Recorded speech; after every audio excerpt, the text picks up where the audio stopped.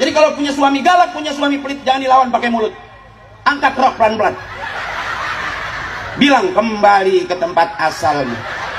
Kau keluar dari sini, maka kembalilah ke sini. Puter, pulanglah, pulanglah.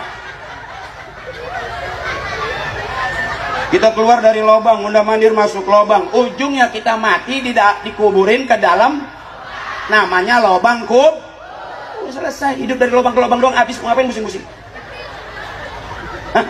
Benar ini. Kita komitmen dalam sholat, kita janji inna sholati wa nusuki wa mahyaya wa mamati lillahi rabbil. Selesai, nggak ada yang kita bawa ibu. Ada suami ganteng mau ngikut? Enggak.